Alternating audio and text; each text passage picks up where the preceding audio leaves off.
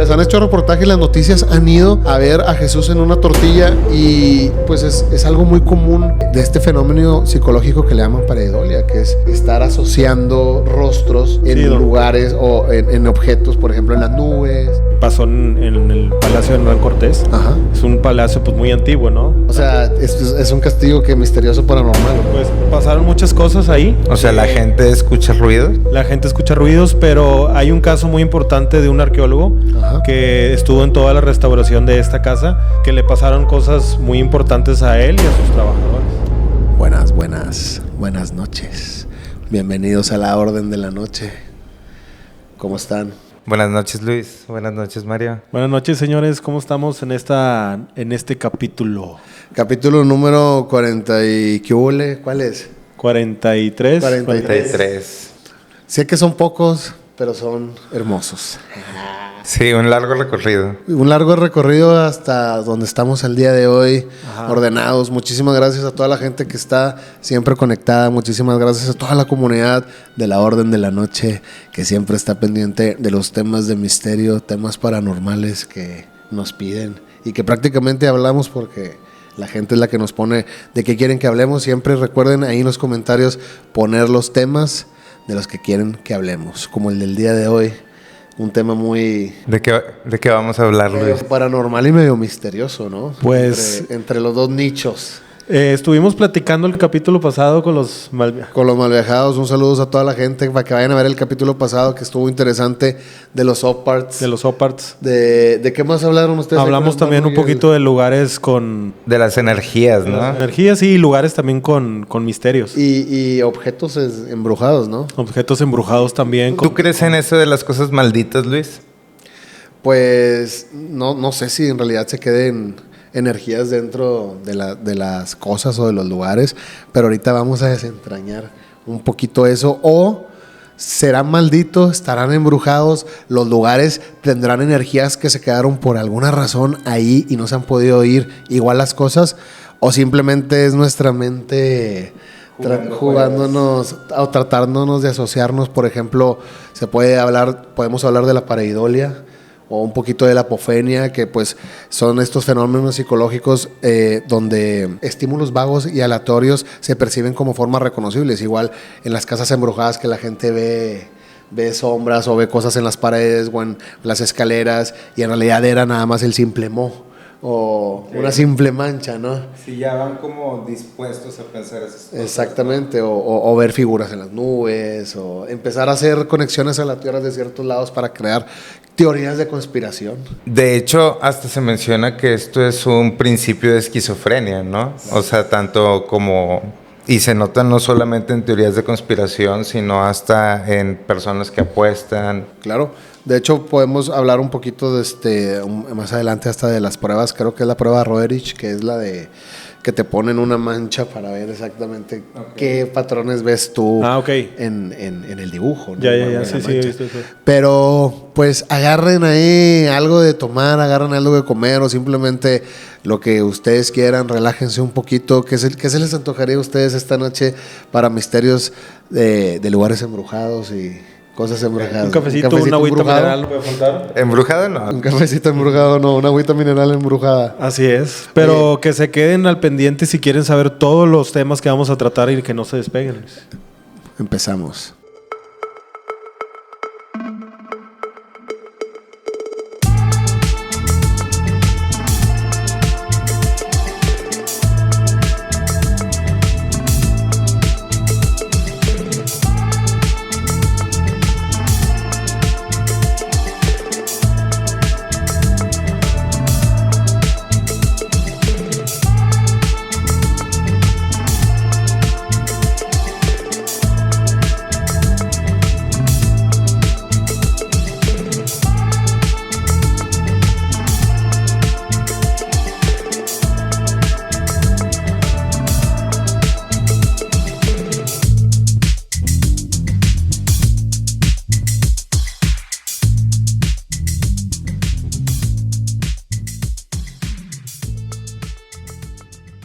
Pues bueno, vamos a tomar un poquito este tema de los lugares embrujados en sí, o de lugares que se quedan con cargas energéticas, podríamos llamarle así, o cosas en sí, libros. Ya tomaron ustedes la vez pasada con los malvajados lo de la muñeca y todas estas figuras que tenían la pareja esta que recolectaba objetos, ¿no? Objetos malditos, objetos con energías. Exacto, pero a mí me gustaría también ponerle sobre la mesa lo de la pareidolia y la apofenia. Por ejemplo, la pareidolia es un término de origen psiquiátrico que se ha ido popularizando en el lenguaje común. La pareidolia puede hacer que las personas interpreten imágenes aleatorias o patrones de luces y sombras como caras. Okay. En la historia pues ha estado muy presente, por ejemplo, Jesús en una tortilla, no sé si hayan visto cuando... El cheto divino también. El cheto divino. La Madre Teresa en un rol de canela, no sé si vieron. O sea, ya entiendo el concepto. Como la Virgen que se aparece. Exacto. O sea, es como encontrar figuras en las nubes, ¿no? Como lo mencionabas. Pisa, es que esos casos, por ejemplo, la Virgen en una pizza, Jesús en la tortilla, siguen pasando. Ya. Siguen pasando. Hay tantas personas ahorita que si tú te metes a YouTube y buscas Jesús en una tortilla, hay gente que tiene las tortillas en el altar.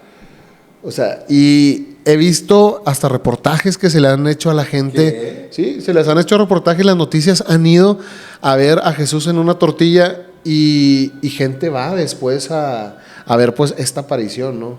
Okay. Pero es algo muy común de este fenómeno psicológico que le llaman pareidolia, que es estar asociando rostros en lugares o en objetos, por ejemplo en las nubes. Pero son solo rostros o también son como señales. ¿Cómo señales? O sea, como no sé, por ejemplo... ¿Señales divinas? Sí, o sea, como si tal vez tú estuvieras buscando un número, o estuvieras buscando alguna forma que no necesariamente es un objeto, o sea, que no necesariamente es una persona. O sea, nosotros tenemos una capacidad asombrosa que se llama pareidolia y nos permite distinguir con rapidez figuras conocidas como rostros.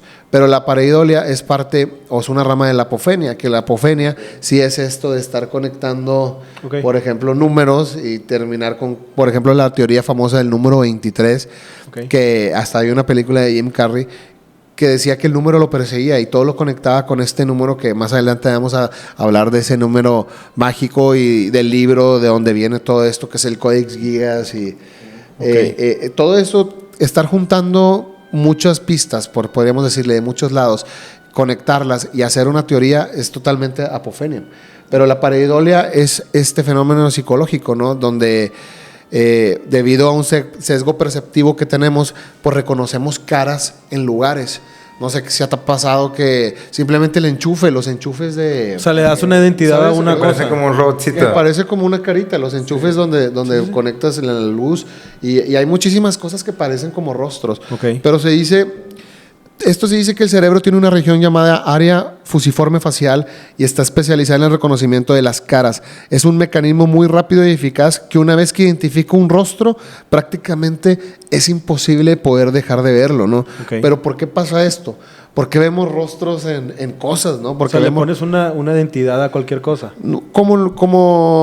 Como las nubes, o como cuando un carro va delante de ti y que sientes que... Sí, que ese rostro, ¿no? Los focos es un rostro, exactamente. Y hay carros que están felices, hay carros que están enojados. ¿Sí te ha pasado?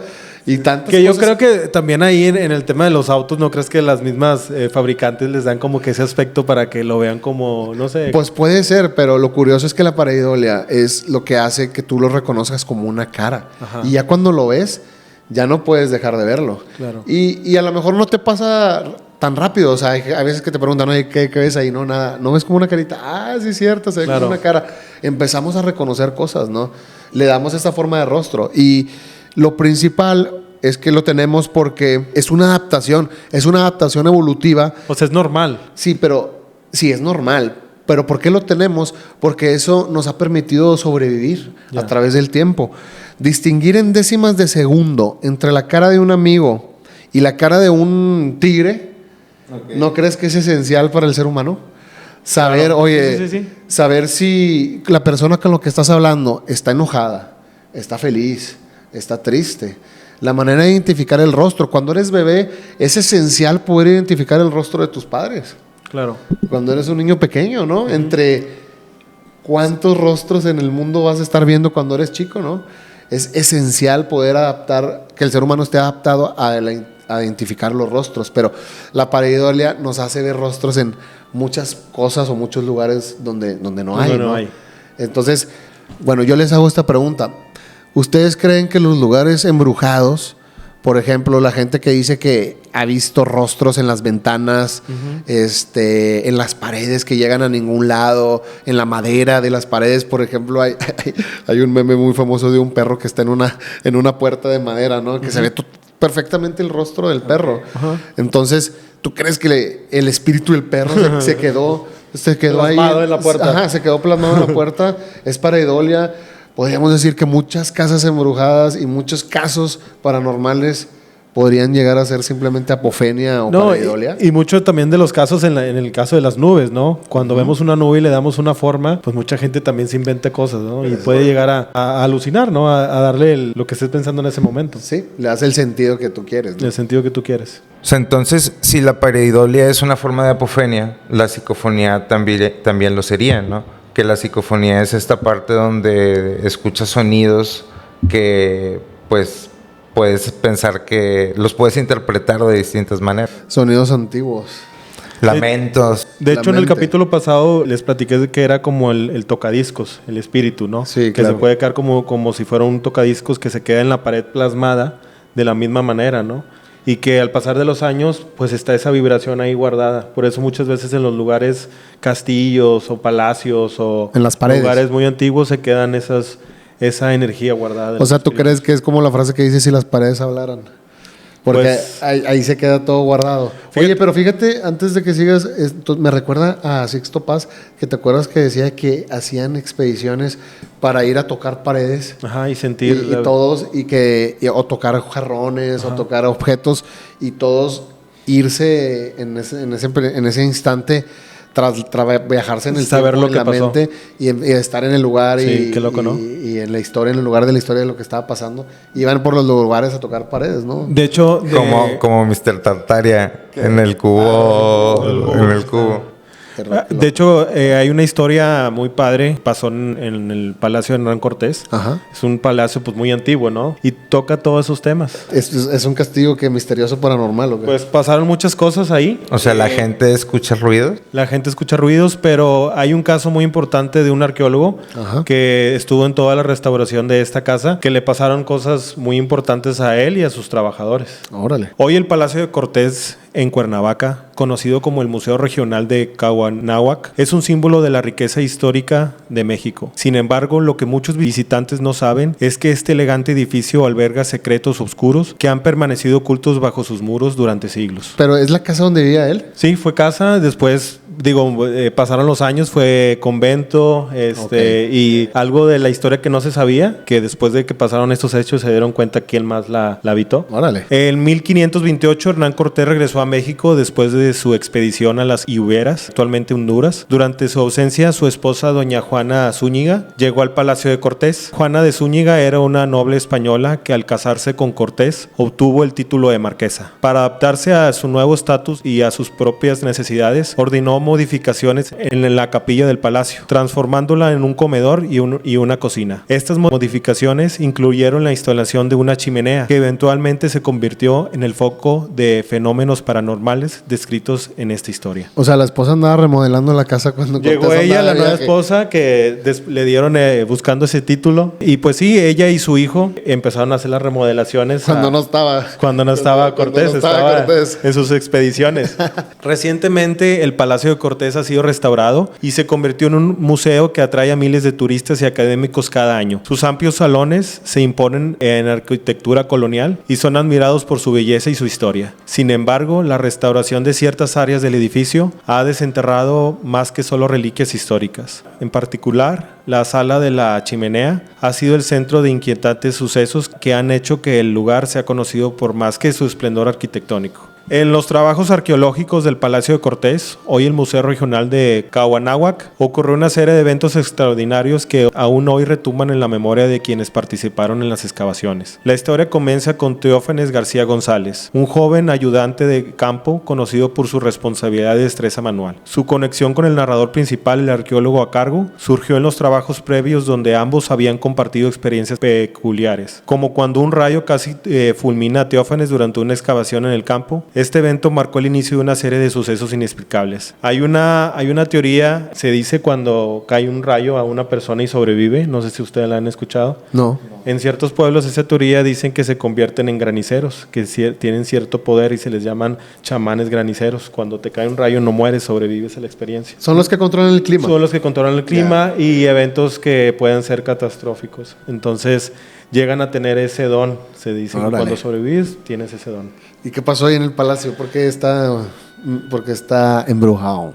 Con el tiempo, el incidente de rayo quedó en el pasado, pero no sin dejar secuelas. Se dice que aquellos que sobreviven a un impacto de rayo desarrollan habilidades especiales como la capacidad de percibir fenómenos inusuales. Esto hizo evidente cuando Teófanes participó en las excavaciones del Palacio de Cortés, específicamente en la controversial Sala de la Chimenea. Durante los trabajos en esta sala, donde se descubrió un muro inusual conocido como el Muro Chueco, los trabajadores comenzaron a reportar incidentes extraños. Sombras se movían en el lugar, ruidos inexplicables, y nadie quería quedarse en esa habitación por miedo. Un día, Teófanes, quien había estado trabajando en la chimenea, desapareció por completo. El arqueólogo, preocupado, salió a buscarlo y lo encontró afuera, aturdido y mirando hacia su dedo pulgar, que había perdido una uña. Él cuenta que en el momento que estaba arreglando esa pared, descubre la chimenea y un ser lo jala y lo golpea contra la pared.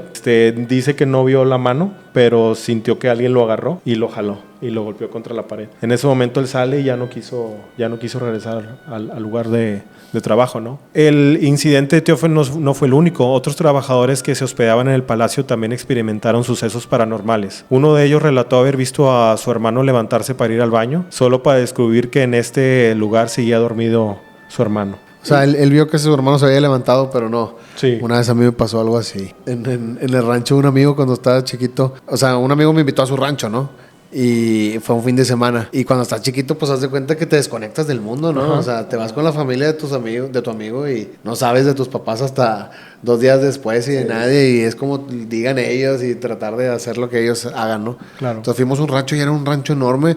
Y el lugar donde nos quedamos, te estoy hablando que habían como 20 camas, ¿no? O sea, como que hacían las fiestas en el rancho y se quedaba mucha gente, hacían de comer y fiestas y todo se juntaban. Entonces era un rancho muy grande.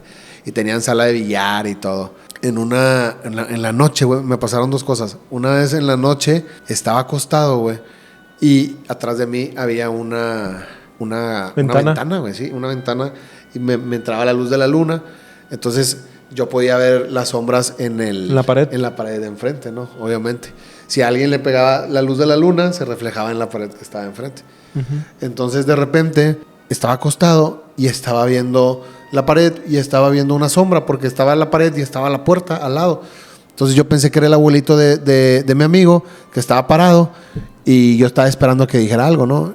Y en eso veo que la sombra se agacha y se sale como de la pared y digo, chinga. O sea, ni modo que el abuelito se haya agachado y se acostó en el piso, ¿no? Algo. Y prendí la luz y no había nada. Y te estoy hablando que tenía 10 años, 8 años. Entonces, significa que cuando yo estaba acostado, había algo parado afuera, atrás de mí, y la luz le estaba pegando y le estaba reflejando en la pared. Y yo vi cuando, o sea, en realidad se agachó, ¿no? Entonces, no sé si haya sido alguna manera de pareidolia o esto y yo tratar de conectarlo con algún tipo de fantasma, pero alguna sombra, ¿no? Del árbol o algo así, pero sí se vio muy real y sí lo sentí muy real, donde estaba la silueta de la sombra, se agachó y dije, no, pues no puede ser imposible, alguien que no se puede agachar, el abuelito, ¿no? Entonces, no sé si haya sido algo que inventó mi mente o... Fíjate que aquí lo extraño en el Palacio de Cortés, que estaba en restauración por medio de este arqueólogo encargado del cuidado del lugar, es que muchos de los trabajadores empezaron a tener los mismos patrones pues que los asustaban. Los asustaban. Uno era que veían a una sombra que se metía a la chimenea. Suena como a capítulo de Scooby-Doo. Oye, pero entonces, ¿tú crees que no les gustan las restauraciones o qué? Pues mira, después la situación llegó al tal punto que un grupo de parapsicólogos pidió permiso para investigar. Trajeron un equipo especializado y comenzaron a realizar pruebas en las paredes antiguas, creyendo que las vibraciones emocionales fuertes podían quedar atrapadas en los materiales y manifestar en sonidos y visiones. Al pasar sus micrófonos hipersensibles por el antiguo muro de la capilla, descubrieron grabaciones de cantos gregorianos, confirmando la presencia histórica de frailes franciscanos en el lugar. O sea, ¿de qué manera se quedan grabados el audio en la pared? Bueno, pues... De la manera como decías tú con el sí, vinil, cuando es un evento fuerte, ¿no? Una energía, cuando una energía se desprende de una manera muy abrupta. Pero imagínate que... Pero ¿tú crees que eso haya sido como real o haya sido...? O sea, a lo que voy, ¿tú crees que, por ejemplo, si yo quisiera dejar un mensaje que nadie más escuche, lo dejo grabado en la pared, güey? ¿Cómo le hago para grabar ese mensaje? A lo mejor no tienes esa energía más que o ese cuando... poder, ese nivel. O bueno, tendrías que descargar cierta energía para dejarlo grabado. Ya ves en que esa se dice atmósfera. que cuando nacemos el cuerpo suelta cierta energía como que cuando... Sí. Y cuando morimos igual, ¿no? Igual, exacto. Entonces yo creo que cuando el cuerpo está en un peligro o va a morir, suelta esa energía que se puede llegar a quedar plasmada, porque es una energía muy fuerte, ¿no? Pero no necesariamente te vas a morir para o que estés esa sufriendo, energía, ¿no? Que estés sufriendo. O generar cualquier tipo de emoción. Ajá, también puede ser. No tiene que ser mala, sino que a lo mejor es una energía muy poderosa que se queda plasmada en la pared. Y esa, por ejemplo, es energía... Pero, o sea, ¿tú crees que a lo que voy es, si ese tipo de cosas fuese real, no existiría ya esa tecnología? Por ejemplo, la psicofonía no nada más es en las paredes. O sea, tengo entendido que va la gente a lugares y simplemente en el aire están... Que pongan un micrófono y de repente lo comprimes y subes todo el sonido que hay de fondo y allá en ese sonido de fondo se escucha alguna voz, ¿no? o algo y tu mente trata de relacionarlo en esta apofenia. Aquí lo que dicen es que escuchaban unos cánticos. Unos cantos muy extraños, no de las canciones completas. Sí, el clima es como la música, pero es como la música, o sea, si le das esa relación, pero sigue siendo parte de la popularidad. ¿Tú crees que de aquí a 200, 300 años en Fundidora se va a seguir escuchando el Pal Norte, güey? ¿Dónde se quedaría plasmado? ¿En la madera? Pero a lo mejor es otro tipo de energía, ¿no? Pero sigue siendo vibración el sonido. El sonido sigue siendo la vibración y estas partículas de aire, ¿no? Se supone que cuando estaba la tele por satélite, o sea, todas las señales que mandaban se quedaban en el espacio. Sí, o sea, y eventualmente cualquier persona con algún tipo de radio, o sea, en el espacio podría captar esas señales y ver todos los programas que han ocurrido porque están ahí, ¿no? O sea, sería algo como parecido a eso, nada más que no podemos... Pues es lo que te digo, o sea, que todavía descifrar cómo llegará. Que están las vibraciones en el aire y van estas personas a los lugares embrujados y las perciben con micrófonos. O simplemente, no sé, deja un micrófono grabando toda la noche mientras estás dormido, súbele a la compresión al final en la mañana y vas a escuchar y pues a lo mejor escuchas ruidos y todo. Pero la apofenia es esta tendencia general que tenemos los seres humanos de perseguir patrones o significados a partir de datos totalmente aleatorios. O sea, necesitamos darle orden y explicación de lo que sucede en la realidad. Las personas comenzamos a ver patrones o coincidencias en eventos, números, palabras, cualquier tipo de información que objetivamente no están conectados, ¿no? O sea, ¿qué pasa cuando sí están conectados? No, porque también... Lugar embrujado que Hernán Cortés y que sea la voz de Hernán Cortés. No, o sea, por ejemplo, porque este término también aplica mucho a todo el tema de las conspiraciones y se podría utilizar como una defensa de la gente que está buscando ciertos patrones donde no existen, están locas o están perdidas o etcétera, etcétera, cualquier adjetivo calificativo. Pero si al final es cierto, como ha sucedido con muchas cosas, o sea, ¿dónde está la línea entre que eso sea una capacidad de supervivencia, como lo mencionabas hace rato? La pareidolia. Y la apofenia en general, ¿no? Porque también el hecho de reconocer patrones es algo que nos hace sobrevivir a través del tiempo, ¿no? Claro. O nos hace, pues, Es un instinto. aprender de nuestros Pues es errores, que siempre ¿no? queremos estar conectando estos eventos y relacionarlos uno con el otro. Sí, pero ¿dónde crees que esté esa línea entre donde es una herramienta y donde es un... Donde me voy en el viaje sí, donde y me alucino? donde empieza a ser una alucinación y empiezas a conectar. Pues es que mira, por ejemplo, yo creo que sí es una línea muy delgada entre creer lo que está pasando en realidad y tratar de conectar con O tu darle- mente sí, darle o un razonamiento. darle un sentido a la realidad, porque mira, la conexión que tenemos entre la pareidolia y la apofenia es que pues la pareidolia es una forma específica de la apofenia, ¿no? Por ejemplo, está centrada en la percepción visual y en la percepción auditiva, mientras que la apofenia puede ocurrir en variedad de contextos. La pareidolia se refiere a la identificación de formas o sonidos que no están realmente presentes y la apofenia involucra creencias complejas, ¿no? Estar haciendo estas conexiones sobre eventos no relacionados. Por ejemplo, en la pareidolia tenemos algo sencillo, lo de las caras de la luna, que en diferentes lugares del mundo Significan distintas cosas. Sí. La mancha que se ve en la luna, ¿no?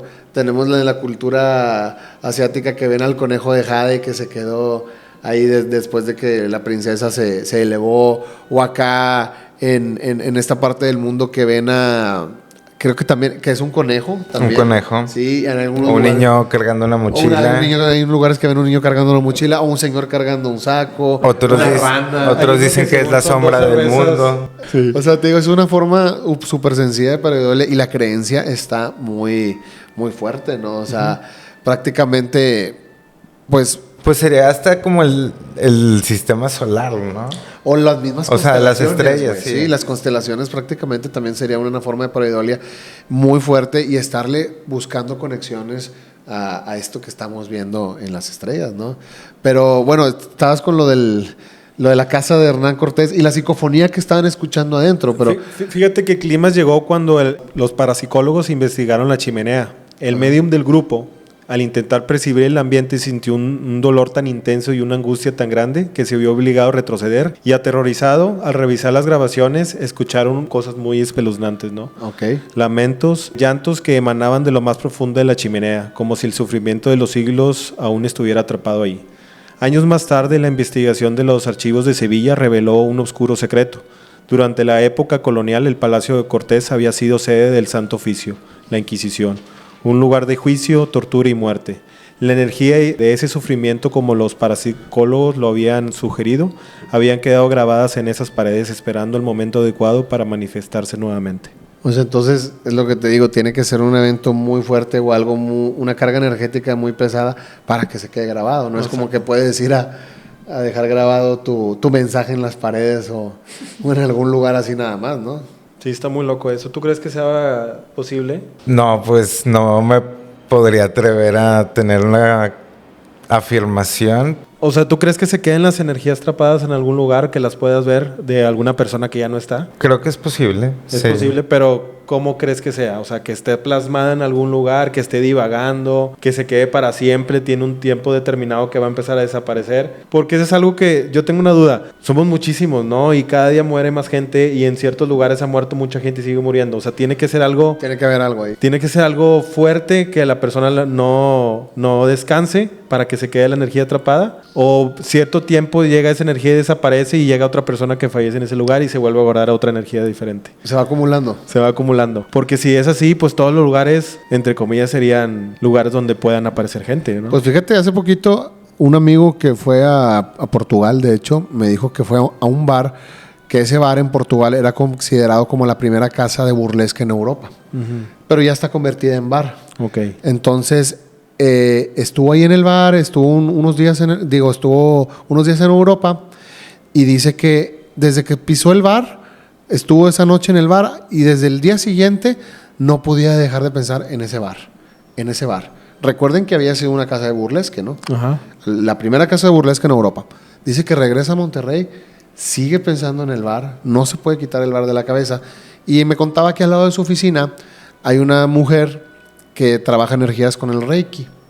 Entonces le alineaba los chakras y le hacía todo este tipo de prácticas de Reiki. Y que cuando llegó, dice que cuando la vio, le dijo la chava: oye, pues ¿a dónde fuiste? Y le dice, ¿por qué? Dice, porque traes a una mujer pegada. Y le dice, ¿cómo? Dice, y una mujer antigua.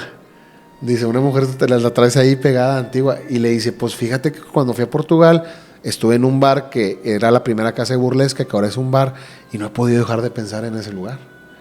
Dice, pues traes ahí pegada, se te pegó una chica de hace no sé cuántos años, y que ella lo vio y ya se la quitó, lo alineó y ya dejó de pensar en este lugar, pero pues se le pegó esa energía, ¿no? Se le pegó ese ente, no sé qué sea. Es que creo que hay dos cosas distintas. O sea, una es el tema de los espíritus, almas en pena, y otra cosa es de si todo lo que va pasando a través de la historia o de las vidas de todas las personas se queda grabado en el lugar en el que pasa. Claro. O si solamente se queda grabado a través de objeto distintas, o sea, a través de la potencia de la energía que se descarga en ese momento, ¿no?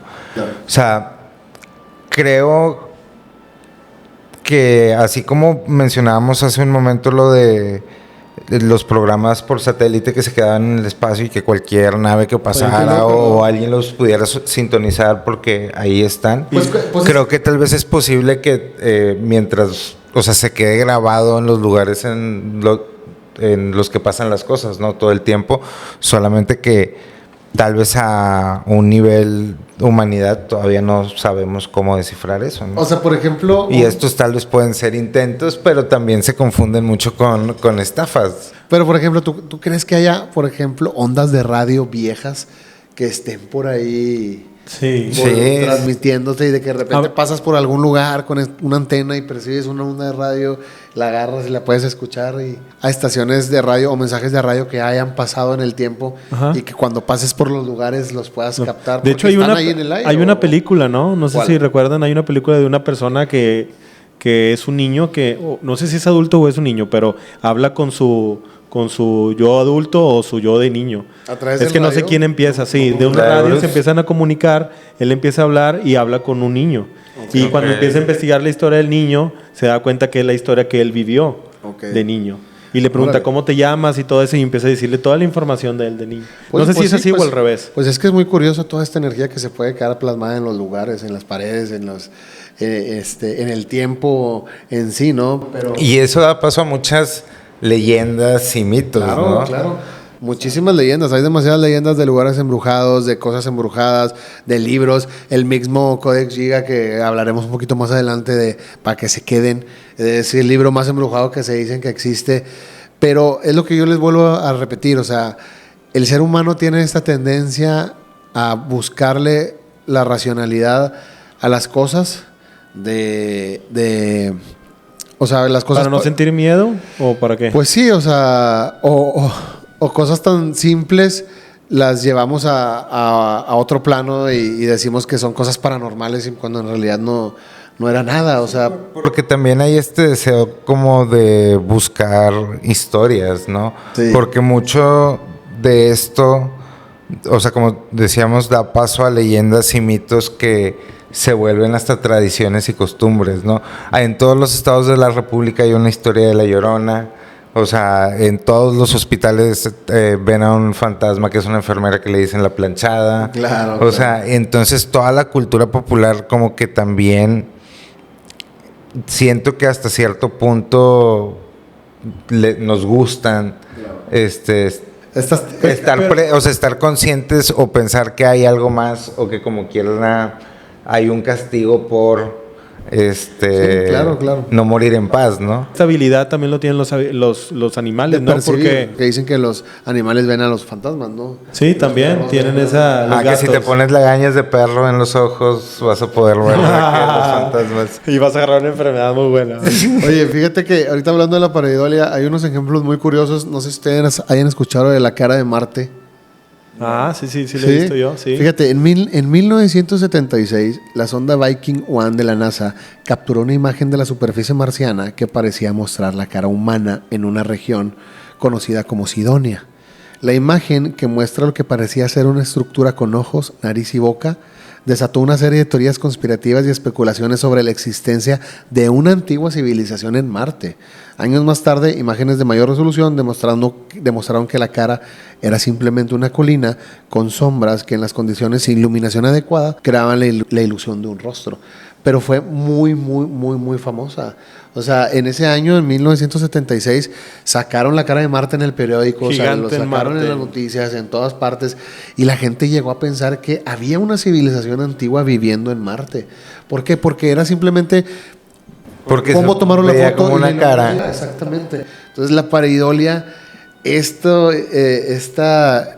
fenómeno psicológico que nos sucede, o sea, nos lleva alucinar, ¿no crees? Nos lleva a cierto punto a crear teorías tan locas como que hay una civilización antigua viviendo en Marte.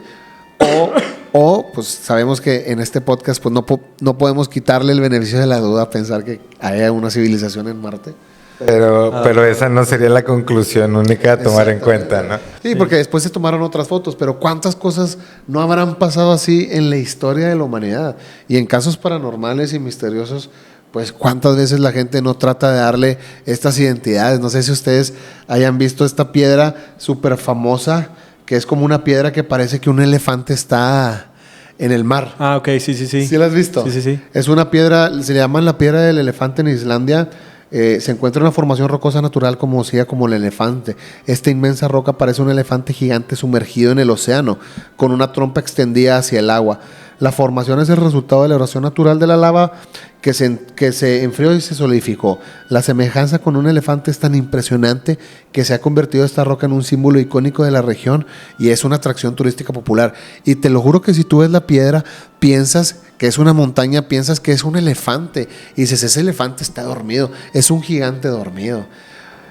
Sí, ahí vi montones de... O sea, propiamente no ese, pero sí he visto muchas fotos de formaciones que parecen pies de gigantes o dragones, sí, o animales mitológicos. No sé si hayan visto la titanoboa, sí, que es como esta formación que parece una boa enorme, una víbora, sí, que dicen que pues, le llaman la titanoboa, ¿no? Que una boa súper antigua que era súper enorme, pero es una formación que parece como una víbora, igual que este elefante. Entonces la pareidolia...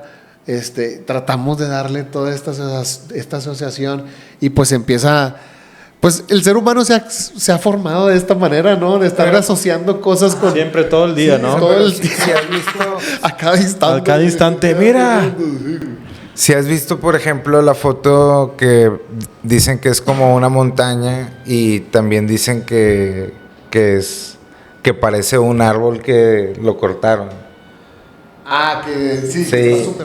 Que está súper liso y parece así como cuando cortas un árbol, ¿no? Y claro, dice de que esto no es una montaña. Hay muchas teorías de conspiración alrededor del mundo que tienen que ver con estos lugares que los humanos asocian de manera distinta, tal vez por qué tan grandes, enormes, o distantes están, ¿no? ¿Cuántas cuevas del diablo no hay alrededor del mundo, güey? O la misma cueva de los murciélagos. Sí, creo que la cueva de los murciélagos estaban diciendo que la forma en la que está hecha la entrada... Que parece un tren hacia atrás.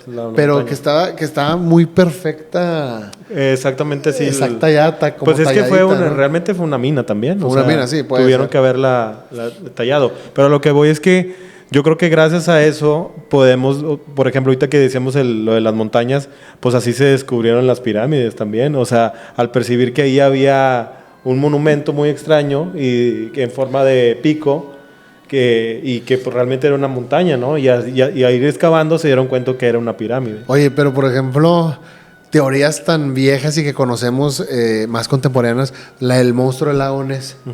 Que se da por una foto, no sé si te acuerdas de esa foto tan famosa, ¿no? Que se ve de Nessie, que es el monstruo del lago Ness, que puede ser como la cara de Marte totalmente, que tomaron esa fabricado. Se veía un reflejo a lo mejor de otro animal y se ve como que es es como un brontosaurio, ¿no? O sea, es un tipo de dinosaurio que estuviera en el lago.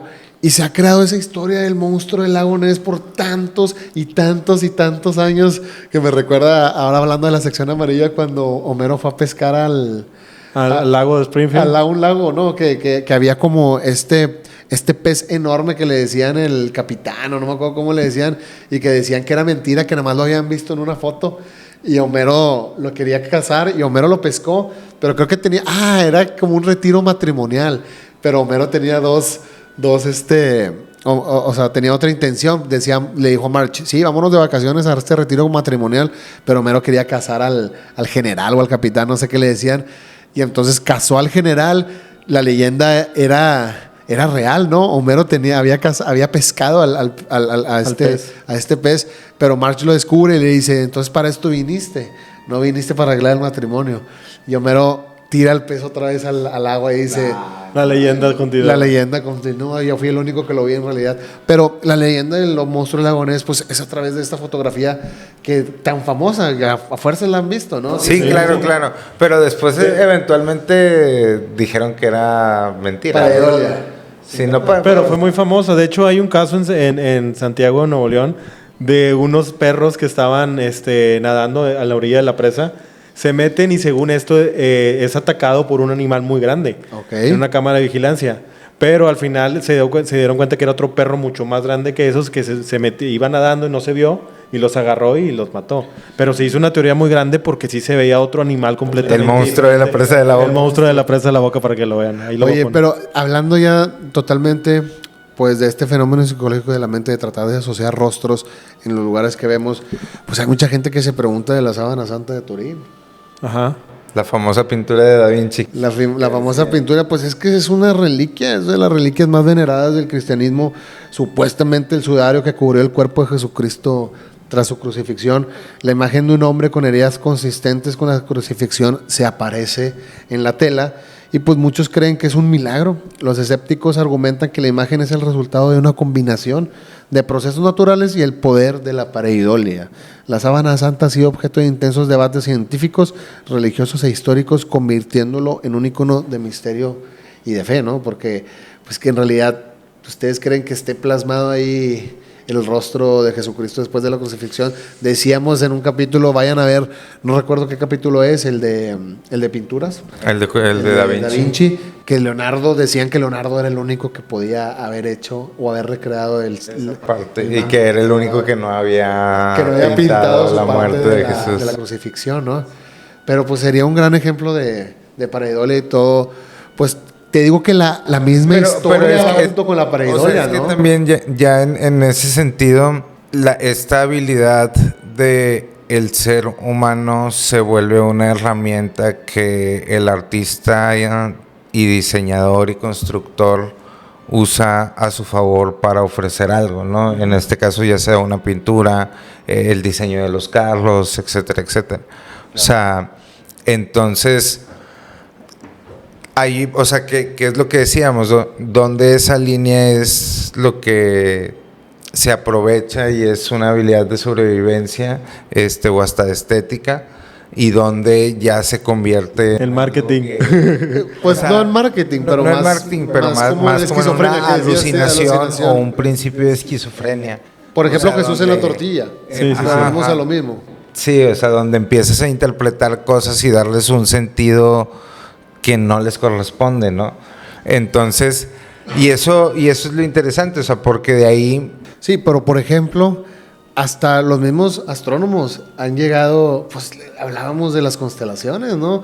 Todo lo que se ha escrito a través de las constelaciones y puede ser una forma de pareidolia, de estar haciendo estas conexiones entre las estrellas.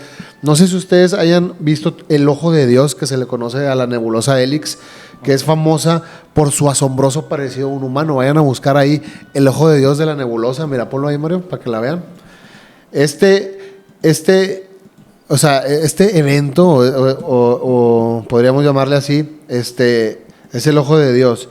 En el 2012 los astrónomos notaron una nueva figura en la nebulosa, un vórtice en forma de espiral que parecía contener la silueta de un espectro, una figura fantasmagórica en su centro. Este fenómeno, capturado por el telescopio Hubble, ha sido interpretado como una representación simbólica de la muerte y la renovación en el cosmos, despertando el interés científicos como entusiastas del misterio. Le llaman el ojo de Dios. Pues sí parece, fíjate, un ojo. Nos están vigilando. Todo, un ojo azul. Sí, ¿no? Hasta con los párpados. Pero es ese fenómeno de la mente de tratar de darle sentido a todo, ¿no? Entonces la gente dice que Dios nos está vigilando, que es el ojo de Dios y nos está viendo desde arriba, ¿no? Qué loco. Hay una historia muy famosa de la casa Winchester, no sé si hayan escuchado de esta casa. Sí, de la heredera de la compañía esta de rifles. De rifles Sarah Winchester, que dentro de la pareidolia, pues, de tantas cosas que hay dentro de la casa, mucha gente dice ver en los espejos, ver figuras, o simplemente en los vidrios ver plasmadas figuras que se quedaron, pero no se sabe si es algún tipo de misterio, si volvemos a lo mismo, si es pareidolia, pero la historia de la casa es muy peculiar. O sea, en realidad, fíjate, la casa Winchester es una mansión victoriana ubicada en San José, California. Es una de las construcciones más enigmáticas y fascinantes del mundo. La mansión Winchester es muy curiosa porque Sarah Winchester construyó esta casa, pero nunca dejó de construirla. Estuvo construyéndola por 38 años y no tenía fin. Había escaleras que llevaban en ningún lado, puertas que abrías y llevaban al vacío, ¿no? Abrías una puerta y te caías al vacío. Entonces era muy curiosa y se decía que lo hizo para distraer a los fantasmas, para nunca darles como un hogar permanente, que ellos no pudieran estar ahí por siempre. Pero ¿por qué lo hizo? Es muy curiosa la historia. O sea, la estaban persiguiendo. Ella sentía que la estaban persiguiendo. Es muy curiosa la historia. Te digo, Sarah Winchester nació en 1840 en New Haven, Connecticut. Se casó con William Winchester, hijo del fundador de Winchester Repeating Arms and Company. Okay. La tragedia la golpeó con la muerte de su esposo en 1881 y antes ya había fallecido una hija que tenía que se llamaba Annie. Entonces, pues ella en realidad pues estaba muy dolida por estas pérdidas, ¿no? Primero la pérdida de su hijo, luego la pérdida de su esposo. Se había casado con este millonario que tenían esta fábrica de armas. Entonces, una fábrica de los rifles Winchester, que eran unos rifles muy eficaces en la guerra. Una de las leyendas del viejo oeste. Exactamente. Sí. Entonces, al momento que fallece William, el esposo de Sarah pues se queda con una fortuna considerable, ¿no? Una buena cantidad de dinero, pero pues se queda más con una tristeza y un dolor profundo. La combinación de la pérdida personal y el peso de la herencia empresarial hizo que Sarah se sumergiera en el duelo. En su desesperación, Sarah consultó a un medium que le advirtió que los espíritus de aquellos que habían muerto a causa de los rifles Winchester estaban buscando venganza. El medium le sugirió que construyera una casa para apaciguar a los espíritus y calmar su ira. Entonces, imagínate, Sarah en esta locura, en esta pérdida, perdí a mi esposo, ya perdí a mi hija. Estoy maldita. El negocio de la familia de mi esposo me maldijo para siempre. Entonces el medium le dice, construye una casa, apacigua a los fantasmas. Ella tenía toda esta fortuna que le había heredado su esposo, ¿no? Claro. Compra una granja de 6,000 hectáreas en San José, California. Comienza a construir lo que eventualmente se convertiría en una mansión de más de 160 habitaciones. O sea, ¿por qué quería ella tener tantos cuartos? Exactamente. ¿Durante cuánto tiempo la estuvo construyendo? Se dice que la estuvo construyendo por 38 años, pero nunca la terminó. Siempre estaba renovando. Pero ¿por qué quería 160 habitaciones? O sea, ni modo, a menos que quisiera hacer un hotel, ¿no? En ese momento. Pero el problema es eso, que nunca termina de construirla. Entonces, se dice que no había un diseño arquitectónico, o sea, se construía lo que a ella se le iba ocurriendo en el paso de los tiempos. Y se iba construyendo un salón y de repente decía, ahora quiero una cocina aquí mismo. Entonces se tenía que reestructurar todo en ese momento para construir una cocina que ella quería en ese momento, ¿no? Se le iba ocurriendo, ¿no? Entonces la gente decía que Sarah parecía estar como motivada o la movía una obsesión para crear un laberinto que pudiera confundir y protegerla de los espíritus. El resultado fue una casa con escaleras que terminan en el techo, puertas que se abren al vacío y ventanas que simplemente no tienen vista al exterior. Sarah nunca dejó de construir la casa como instrucción que le dio el medium, ¿no? Le dijo que los sonidos, aparte que los sonidos fuertes de la construcción, iban a confundir siempre a los espíritus y nunca iban a poder estar descansando. Nunca van a tener este lugar tranquilo para asentarse y empezar a asustar. Hacer maldades. Hacer maldades, ¿no? Entonces el medium fue el que le dijo, nunca dejes de construir. La casa se expandió, la construcción durante 38 años.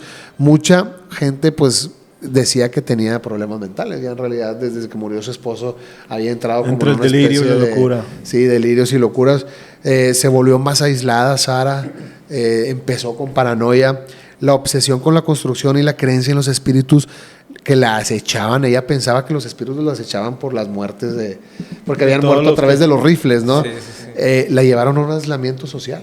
Decían que así que como Willy Wonka, que cerró la fábrica, ella también cerró la casa y simplemente vivía con unos pocos empleados, ¿no? Sirvientes, los que estaban construyendo y sirvientes para ella. La misma casa se convirtió en su refugio. Se decía que Sara hablaba con los espíritus. Sara murió en 1922 a la edad de 83 años y nunca terminó de construir la casa, ¿no? Fíjate, hay algo muy curioso. Había un reloj inmortal, que le llaman el reloj inmortal, que es un reloj que está ahí en la casa, que en una de las habitaciones el reloj nunca avanza más de las 12 del día. Okay. Entonces mucha gente pensaba que Sara estaba atrapada en el tiempo. Todo el tiempo que estuvo ahí, estuvo atrapada en el tiempo, y aparte cuando murió se quedó atrapada en el tiempo. Los visitantes ven figuras en las paredes, en las escaleras. Todo el mundo que va lo interpreta como una casa muy cargada con energía. Con energía. O pues alguna presencia espiritual, ¿no? Pero yo les vuelvo a preguntar, o sea, ¿es algún tipo de pareidolia? La casa dice que se dice que la casa tiene más de 10,000 ventanas. Los visitantes ven muchísimos rostros en el vidrio ya empañado, ¿no? Con el paso del tiempo. Se dice que el número 13 está recurrente en la casa. Hay 13 lámparas, hay 13 espejos. Se dice que el número 13 está codificado en las escaleras. Se dice que hay 13 puertas que abren directamente al vacío. O sea, como si Sara hubiera querido haber dejado un código también impregnado en la casa, ¿no? O sea, ¿por qué hay 13 puertas que abren al vacío? La gente dice, por algo, o sea, que un fantasma abra la puerta y dice... O tal vez eso nada más fueron impulsos de ella dentro de su duelo. Exacto. Y las otras personas están tratando de encontrarle algún significado donde no hay. Sí, porque la persona dicen que hay escaleras con 3 escalones. Mucha gente piensa en sí que ella dejó pistas. Que ella fue dejando pistas de este código, ¿no? También el símbolo del sol está en todos los lugares de la casa, ¿no? Y se dice que en el zodiaco son 12 signos y el sol es el número 13. Entonces también representan ahí como que el sol viene parte de este número 13 recurrente. Pero volvemos a lo mismo. Es apofenia, es pareidolia, la casa está embrujada, Sara se quedó ahí, perdida, atrapada en el tiempo, y dejó códigos con el número 13, o simplemente a la gente le encanta buscar estas relaciones para el mundo real, hacer estas conexiones de misterios, o qué es lo que sucede. Sí, yo creo que a veces las cosas son más sencillas de lo que parecen, y lo complicamos. Pero a veces sí son muy complicadas y valen bien el ponerlas en tela de juicio, porque como decimos a veces, ¿cuántas veces tiene que pasar hasta que...? Las coincidencias tienen que pasar para que deje de ser una coincidencia, ¿no? Fíjate, hay un lugar muy extraño en México, que es la Isla de las Muñecas. No sé si han escuchado de ese lugar. Okay. Fíjate, es uno de los lugares más misteriosos y extraños de México, ubicado en los canales de Xochimilco, al sur de la Ciudad de México.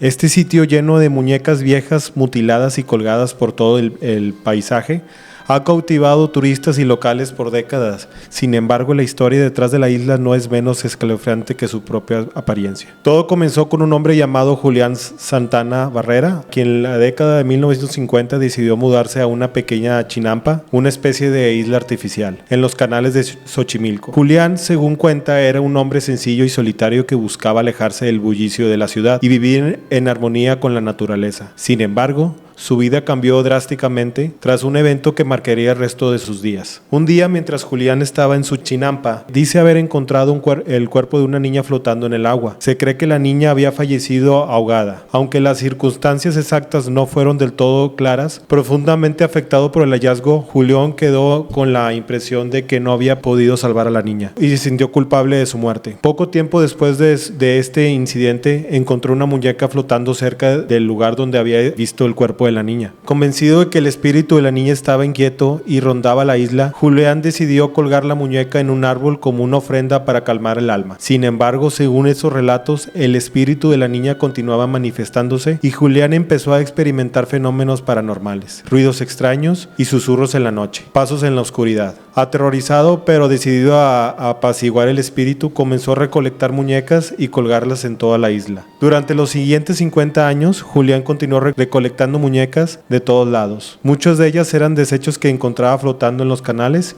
o muñecas viejas que recibía como obsequio de visitantes que habían escuchado sobre la extraña colección. Colgaba las muñecas en árboles y en las paredes de sus cabañas y en cualquier rincón donde pudiera ponerlas. Algunas muñecas estaban completas, pero muchas estaban rotas y sin ojos, con extremidades faltantes o desfiguradas por el paso del tiempo. No se trataba de simples juguetes, sino de figuras espectrales que daban a la isla una atmósfera macabra. Julián se convenció de que la isla estaba embrujada a lo largo de los años. Afirmó haber visto la sombra de la niña vagando por los alrededores y escuchando sus llantos, y notaba cómo las muñecas cobraban vida, moviendo los ojos y girando sus cabezas. Decía que el espíritu de la niña demandaba compañía y que las muñecas eran su única forma de mantenerse tranquila. Aunque su familia y algunos amigos lo visitaban de vez en cuando, muchos comenzaron a creer que Julián estaba perdiendo la cordura y debido a su aislamiento y al miedo. Pues cómo no, güey.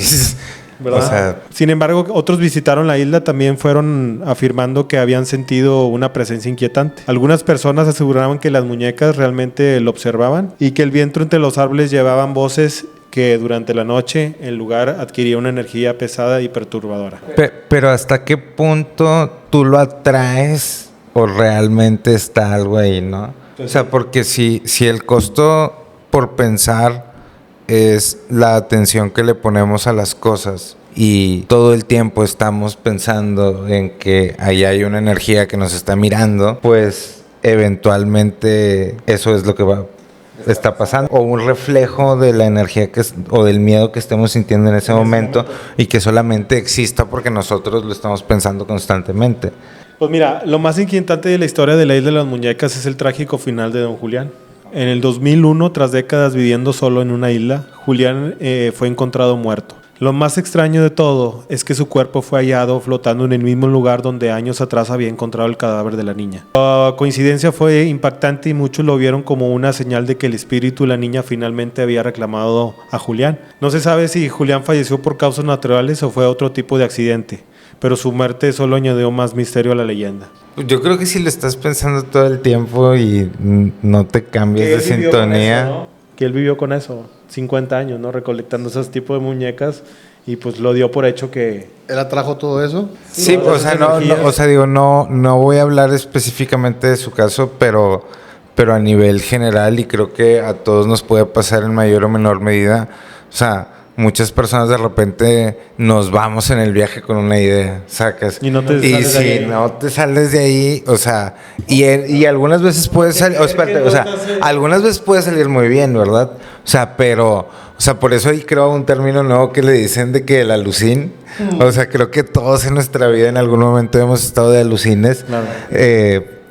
Tomando el contexto de lo que significa, y si ahí te quedas, o sea, ahí te quedaste, ¿sí me explico? O sea, la mente es tan poderosa que te puede hacer creer y ver todo lo que tú quieras y decidas. O sea, que nosotros como seres humanos le pongamos términos, o sea, lo agrupemos en palabras y términos psicológicos para poder explicar todo este tipo de fenómenos, o sea... Simplemente es quedarte en un por eso les mencionaba ahorita marketing, porque a lo mejor muchos personas dueños de lugares que quieren hacer publicidad, pues le hacen ese aspecto, claro, para que tengas esa visión. Pues es que en teoría alguien que se encargue de marketing o alguien que sepa de eso, usaría muchas herramientas psicológicas para poder hacer llegar su mensaje a algún público, ¿no? O sea, es parte de estudiar eso. Pero igual se la creen, o sea, desde la misma Sarah Winchester que creía que los fantasmas la estaban persiguiendo y se metió en ese pensamiento. Es que también se subió a ese carro. O sea, es que por ejemplo, también hay que entender como el contexto de cuándo pasan qué cosas, ¿no? O sea, porque por las fechas que mencionas lo de Sarah Winchester, o sea, eran tiempos donde el esoterismo estaba muy de moda entre altas clases sociales. O sea, había, digamos, no estaba disponible toda la información que hay hoy. O sea, y el hecho, o sea, se puede sentir hasta que se aprovecharon de ella y la dejaron llevarse en ese tren en vez de hacer algo distinto. Pero es que dejarla llevarse en ese tren, o sea, sí, Sara, súbete a tu pensamiento y ya no te bajes, o sea, no desarrolla una narrativa de tu vida a través de a través de los espíritus. Sí, pero, o sea, en la meditación es el paso número 1, o sea, tu mente es una carretera y los pensamientos son los carros. No te subas a ningún carro. Claro. Porque si te subes a un carro, quién sabe a dónde te vaya a llevar ese carro, ese pensamiento, ¿no? En esta teoría de que los carros son como los pensamientos. Entonces, tú nada más quédate en la carretera mirando pasar los carros, mirando pasar los pensamientos. Si te subes a un pensamiento, puede ser que nunca te bajes, puede ser que en realidad te lleve y te lleve y te lleve y te lleve. Por ejemplo, como Sarah Winchester, este carro del pensamiento de que los fantasmas las echaban, pues la llevó toda su vida. O la misma gente, o sea, no me quiero ver, pues no malo, pero por ejemplo, pues lo de la Virgen de Guadalupe en la tortilla o Jesús en una tortilla, subirte a este carro de este pensamiento y creértela y decir, se me apareció Jesús en la tortilla. O sea, yo me la creo de verdad, mi fe es tan fuerte que me la voy a creer. Por ejemplo, hay un caso muy, muy famoso en 1977, María Morales Rubio, migrante de Chihuahua, en Nuevo México, estaba haciendo desayunar burritos de harina de frijol con huevo, descubrió una mancha quemada, tenía la forma exacta del rostro de Cristo, la tortilla se enmarcó y al día siguiente había cientos de personas formadas esperando para ver la tortilla. Le construyeron una capilla a la tortilla. De hecho, se hizo una película que se llama Tortilla Heaven. ¿Cómo hacen negocio con la tortilla que tiene el rostro de Jesús? No sé por qué me recordó el caso de la hada que habían atrapado en un frasco que hizo todo. Ah, ¿te acuerdas? Sí, que era una calca, ¿no? Sí, pero en esto, o sea, por ejemplo, se subieron a ese pensamiento de que aquí sucedió un milagro y yo soy parte del milagro. Yo me la creo de que Jesús...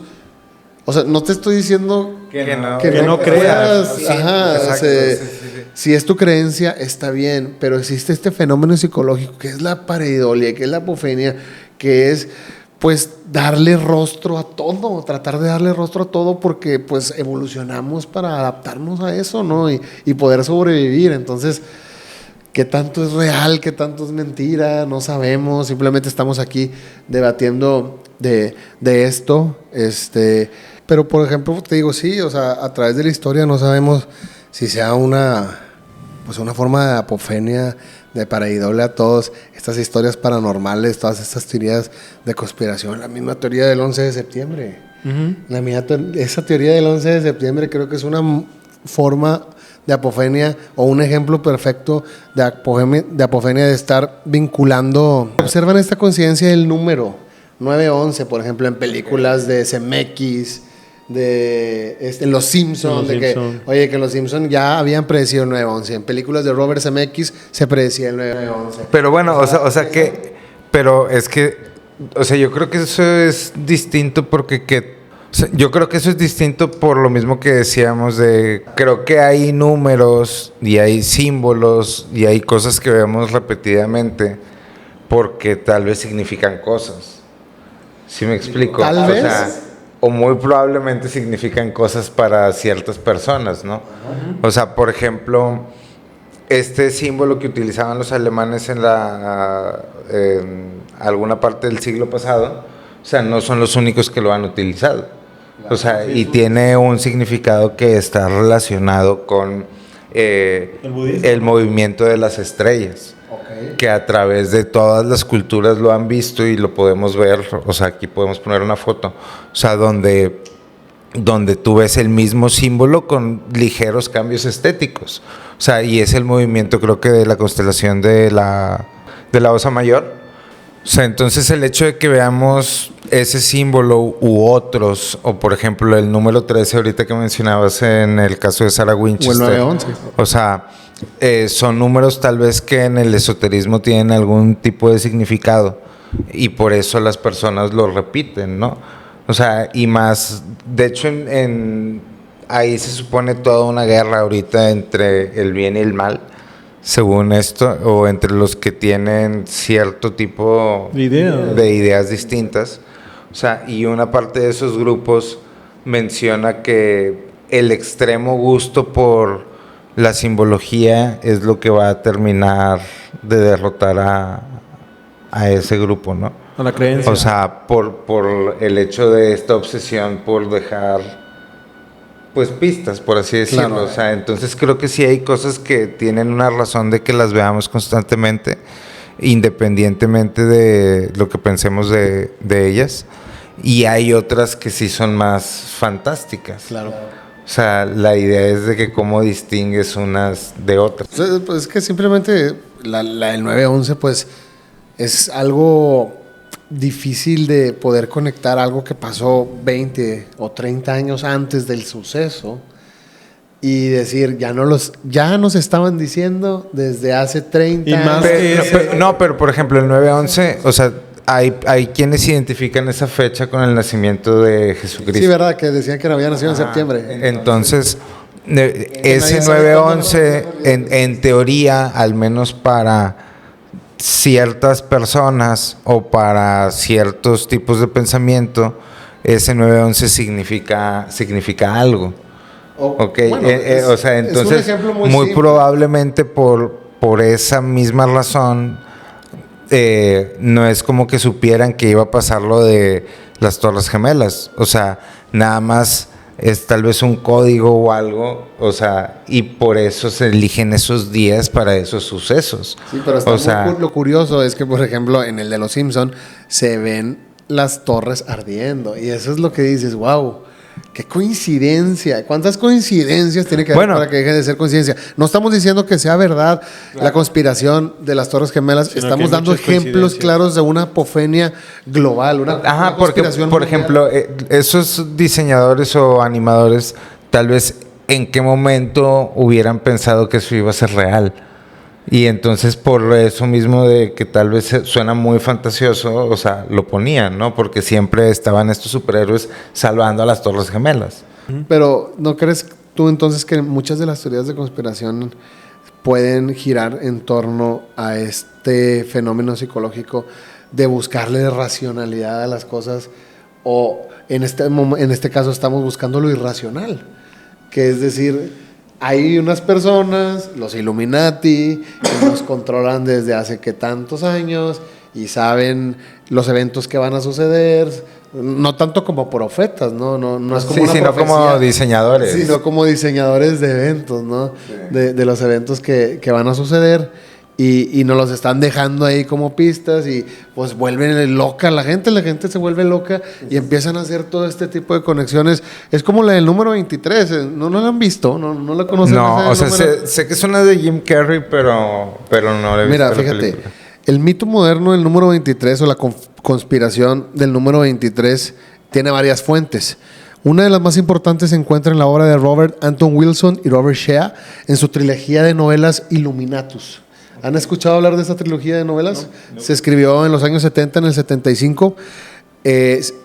Estos autores, estos dos amigos, introdujeron la idea de que el número 23 está asociado con la conspiración Illuminati, una sociedad secreta que, según diversas teorías, busca dominar el mundo desde las sombras. En el libro se juega con la idea de que el número 23 es una especie de código oculto que aparece en los momentos más críticos de la historia, siendo una pista para aquellos que saben cómo interpretarlo. Vayan a ver la película de Jim Carrey, en realidad está muy buena. Ahí fue cuando me di cuenta que Jim Carrey podía actuar tanto como comediante como dramático, porque es muy bueno. Y aquí es donde empieza la apofenia. Michael Jordan tenía el número 23. Michael Jordan tenía el número 23. David Beckham tenía el... No, bueno, sí, Michael Jordan, impresionante. Pero fíjate, ellos no fueron los primeros. O sea, ellos adoptaron esta teoría del número 23 de libros más antiguos, hasta del mismo Codex, ¿no? Pero ¿Codex? Del Codex Gigas, porque se dice que ellos escribieron el libro, la trilogía Illuminatus, se dice que la escribieron porque se habían encontrado en una biblioteca un libro, no se sabe si es el Codex Gigas, que no tenía nombre, que no tenía autor, y pues les contaba todos estos relatos y todas, pues les revelaba toda esta información, ¿no? Y ellos escribieron su trilogía a través de esto, pero ellos mismos relatan que antes de escribir estas trilogías, estas novelas, ellos habían sido influenciados por la obra de William Burroughs, quien fue una de las primeras personas en notar patrones extraños relacionados con el número 23. Según Burroughs, el número lo perseguía. El poeta. Un poeta, sí. Según Burroughs, el número lo perseguía de forma siniestra y comenzó a registrar todos los eventos que pudieran estar conectados con él. Uno de los casos más famosos de Burroughs ocurrió cuando conoció a un capitán de barco llamado Clark, quien le mencionó que había estado navegando durante 23 años sin un solo accidente.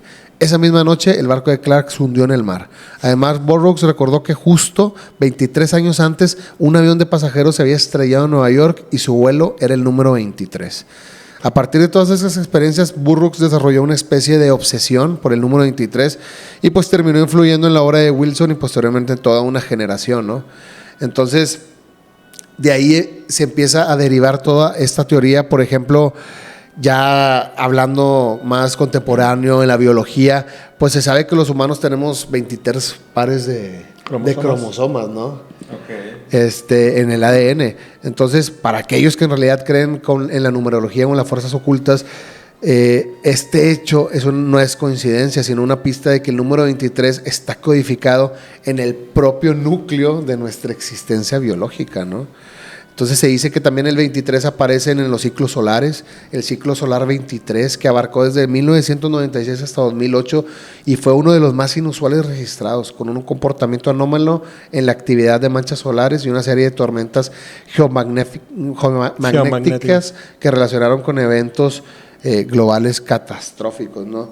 O sea, hay mucha apofenia dentro de este número 23. Hay gente que dice que el mismo William Shakespeare no existió y que era una forma de diablo, una forma de demonio. Dicen que nació el 23 de abril de 1564 y se murió el 23 de abril de 1616. En la cultura popular aparecen muchísimos libros, aparecen muchísimas películas. Fíjate, Robert Anton Wilson siempre había sido un hombre de curiosidades. Desde joven había sentido una atracción inexplicable hacia lo oculto. Lo que yacía más allá del velo de la realidad. No era el tipo de persona que se conformaba con respuestas fáciles, ¿no? Entonces él siempre estaba, según él, la verdad siempre estaba escondida o enterrada en símbolos y patrones que pues eran coincidencias. Fue precisamente esa búsqueda inalcanzable que lo llevó a conocer a Robert Shea, otro hombre inquietante, que él escribía. Él era redactor de la revista Playboy.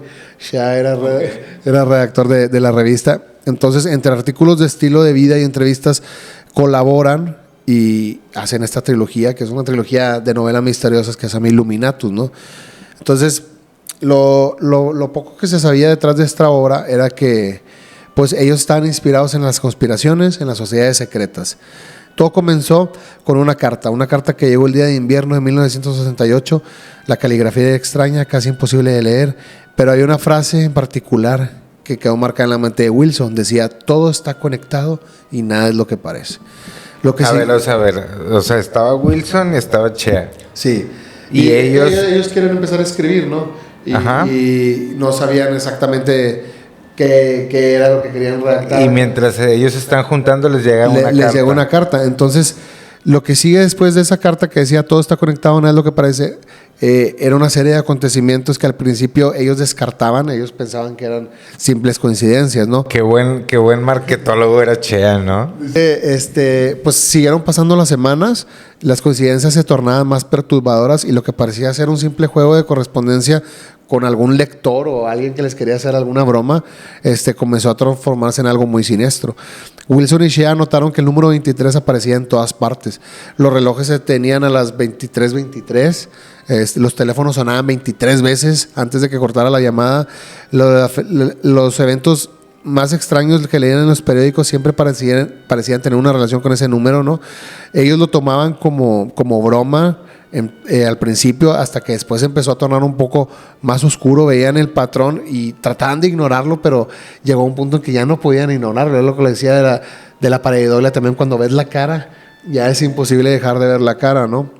Entonces, ellos mismos decían que era una simple apofenia. Decían que no querían darle sentido a todo esto que estaba sucediendo, ¿no? Entonces, Wilson no podía dejar de pensar en esto del todo. La verdadera caída en el abismo ocurrió cuando Robert Shea estaba revisando las notas para la novela y fue a una biblioteca. Entonces en la biblioteca encuentra un libro que nunca había visto antes, uno que no parecía estar registrado en el catálogo. Decía así como que en letras borrosas, Codex Illuminati.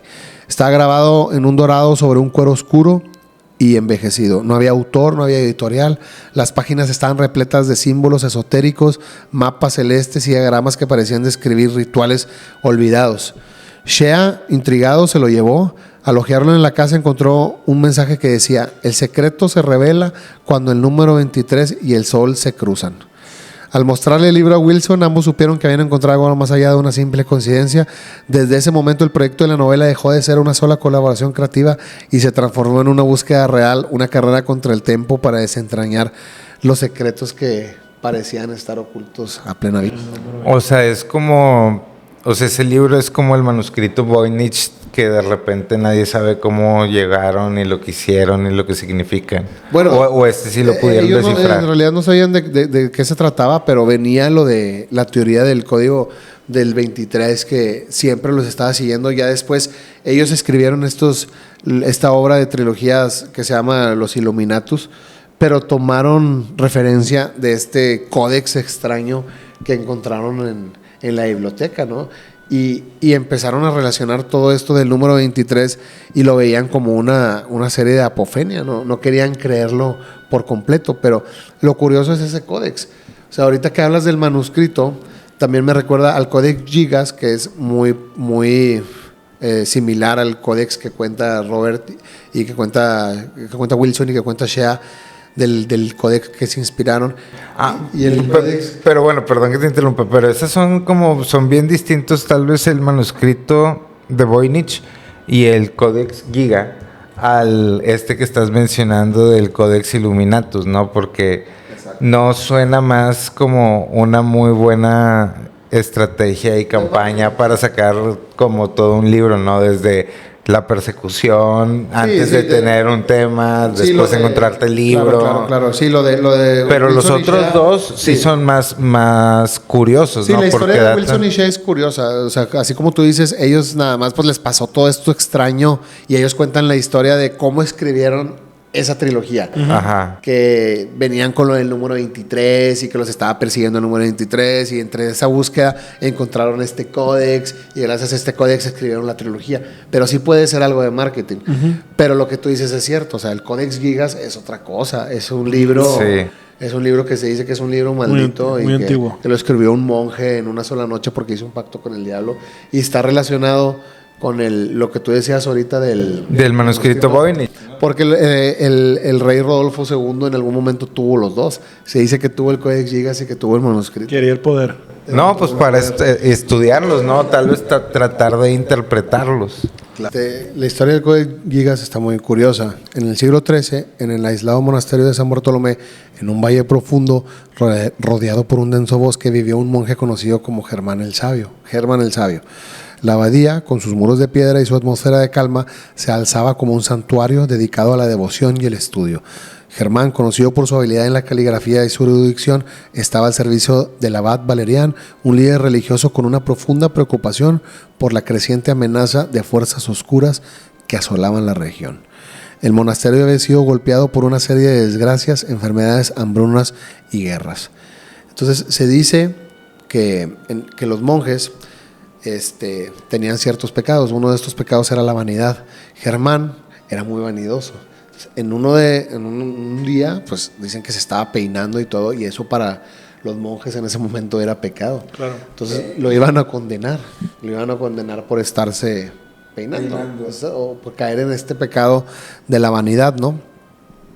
En ese momento le dice al abad que pues, o sea, él estaba desesperado, entonces en este intento desesperado para salvarse le dice que pues que él puede crear un manuscrito monumental que puede proteger a la comunidad, ¿no? De todas estas fuerzas oscuras, que va a contener el viejo que va a terminar con toda la maldad. Le va a dar todo el conocimiento que él tenía en ese manuscrito. A fin de cuentas era un monje que sabía, ¿no? Que tenía conocimiento. Entonces Él le decía que iba a contener la Biblia, va a contener también relatos, amuletos para alejar las fuerzas malignas, todo lo que amenazaba la paz de la comunidad, ¿no? Entonces el abad le da un ultimátum y le dice: el Codex Gigas debe de ser completado en una sola noche. Esta tarea, pues además de ser monumental, está destinada a probar, pues, no solo que Germán era hábil, ¿no? Tenía la capacidad de hacerlo, sino que también, pues, era muy resistente y tenía fe. Se creía que el trabajo debía ser terminado bajo una alineación astrológica específica que, según los textos antiguos, aumentarían el poder del manuscrito. Se dice que ya sabía eso el abad, entonces le dijo: tienes que terminarlo esta noche porque hay una alineación astrológica muy importante que le va a dar poder a lo que vas a escribir. Entonces aceptó el reto. Germán aceptó el reto de escribir el libro para que no lo condenaran. Aceptó el desafío. Él estaba consciente de que el tiempo era escaso, que el futuro del monasterio podía depender de su éxito y aparte pues su vida, ¿no? Llegó la noche, Germán se encerró en la selva, o lo encerraron en la selva. Estaba rodeado de pergaminos, tenía tintas, tenía plumas, tenía todo lo necesario para escribir el libro. Entonces, el libro debería no solo contener un texto bíblico, sino detalladas ilustraciones, decoraciones que pues lo harían de la obra un manuscrito sin igual. Avanzaba el reloj, Germán se sumergió en su trabajo, seguía pasando la noche, escribía, dibujaba, estaba dedicado, ¿no? Estaba frenético. El silencio en la celda solamente se interrumpía por el rasgueo de la pluma, ¿no? Tan rápido y tan fuerte que escribía, ocasionales crujidos de madera. Sin embargo, a medida que avanzaba la noche, el agotamiento, la presión empezaron a pesarle. Y él se dio cuenta que se le estaba acumulando el trabajo, ¿no? Seguía pasando el tiempo y no podía avanzar tan rápido, no avanzaba como él podía. Él quería representar la figura del diablo en una página central. Se convirtió en un desafío para Germán poder representar esa figura. La imagen debía captar la esencia del mal de manera que infundiera temor y respeto. Un desafío que parecía cada vez más insuperable a medida que el tiempo se agotaba. Germán se dio cuenta de que no podía completar el manuscrito a tiempo. Las sombras de las celdas se alargaban. En un momento de desesperación, miró hacia el códex y tomó una decisión drástica. Recordó viejos textos sobre invocaciones, pactos oscuros que había estado estudiando en el pasado. Decidió que si debía completar el libro, para cumplir con el mandato del abad, necesitaría la ayuda de una fuerza más allá de lo humano. Invocó al diablo en el último acto de desesperación esa noche. Con el manto de la noche envolviendo la abadía, Germán comenzó un ritual oscuro, utilizando antiguos símbolos y palabras de poder que habían sido olvidados por la mayoría. La atmósfera en la celda cambió drásticamente. El aire se volvió gélido y las velas se apagaron, sumiendo la habitación en una oscuridad casi tangible. Germán, con los nervios al borde, recitaba las palabras de invocación mientras su mano temblaba al sostener la pluma. De repente una presencia ominosa llenó la celda. Germán sintió un frío helado recorrer su cuerpo y un susurro profundo y distorsionado resonó en la habitación. El diablo, cuya figura grotesca y amenazante había comenzado a materializarse, aceptó el pacto. Germán, en un estado de miedo y resignación, permitió que la entidad tomara el control de su mano. La pluma se movió sobre el pergamino con una rapidez sobrenatural, completando las páginas a una velocidad vertiginosa. A medida que el libro avanzaba, Germán sintió una mezcla de terror y alivio. La figura del diablo en el códex se volvió más detallada. Llegaron a la página central, una página en blanco, y Germán le dijo: ¿qué vas a hacer en esa página? Y el diablo le contestó: esa página es para mí. Y se representó en esa página principal. Tú puedes ver ese dibujo del diablo, ponlo ahí, el dibujo del diablo del Codex llega para que lo vean. Está muy loco, ¿no? Muy impresionante. Si lo hizo el diablo, si lo hizo Germán, sigue siendo algo muy, muy impresionante, ¿no? Es un libro grande, ¿verdad? Es un libro enorme, o sea, está muy pesado, está muy grande. Está en la biblioteca de Suecia, creo, ahorita se mantiene ahí. Sin embargo, fíjate, la influencia del diablo también trajo consigo una sensación de maldad y desesperación. Germán sabía que a pesar de la completitud del libro, había pagado un precio terrible por su éxito. Cuando al amanecer finalmente llegó, Germán había terminado el Codex Gigas. El manuscrito, ahora completo con su imponente imagen del diablo y el texto sagrado, estaba listo para ser presentado al abad Valerian. Germán, exhausto y mentalmente desgarrado, se mostró al abad con el libro en sus manos, sabiendo que la marca de la oscuridad había sido impresa en cada página. O sea, y el abad pensaba que no. Lo había escrito él, sí. No, el abad no sabía que le había ayudado el diablo a terminarlo. A completar la tarea, ¿no? El abad Valerian estaba asombrado por el acabado del libro y por la perfección de los detalles. Sin embargo, pronto comenzaron a suceder cosas extrañas en el monasterio. Las calamidades continuaron y los monjes comenzaron a murmurar sobre el libro y el monje que lo había creado. Germán, por su parte, se retiró en soledad, incapaz de soportar la culpa y el miedo que lo consumían. Murió, creo que 22 años después de eso. La celda donde había trabajado en el Códex fue sellada. El libro fue colocado en una bóveda especial. Las leyendas comenzaron a formarse en torno al Códex Gigas y al monje que había invocado al diablo para completar la tarea. La abadía se convirtió en un lugar envuelto en misterio y temor, con el libro sirviendo como un recordatorio de los peligros que acechan en la búsqueda del poder y el conocimiento prohibido. Germán desapareció de todos, después murió. Algunos decían que había sido consumido por las fuerzas oscuras que él mismo había invocado, mientras otros creían que había encontrado una forma de redención en el aislamiento. El Codex Gigas, con su imponente tamaño y su historia siniestra, continuó siendo una figura de fascinación y terror. Tras la muerte de Germán, el abad Valerian decidió que el Codex Gigas debía ser almacenado en un lugar seguro y secreto. La influencia del libro había comenzado a manifestarse de manera más palpable, con reporte de fenómenos extraños y desastres continuos en la región. El libro fue llevado a una cámara oculta bajo el monasterio, un lugar al que los monjes más altos y a que solo los monjes más altos y de mayor confianza tenían acceso. Dice, con el paso de los siglos, la abadía sufrió invasiones, saqueos, especialmente durante las guerras. El Gigas, pues obviamente fue robado. La ubicación exacta se convirtió en un enigma. Lo redescubrieron unos arqueólogos, unos exploradores en las ruinas de la abadía de San Bartolomé. Intrigados por las leyendas que rodeaban el lugar, empezaron a excavar y descubrieron fragmentos y manuscritos del código, y pues estaba escondido, estaba enterrado, no lo podían encontrar. No fue hasta el siglo XVIII que el Codex Gigas fue redescubierto por Johann Weber, quien había estado buscando manuscritos antiguos en la región. Mientras investigaba las profundidades de las ruinas, Weber encontró una entrada oculta que llegaba a la cámara subterránea donde se encontraba el libro.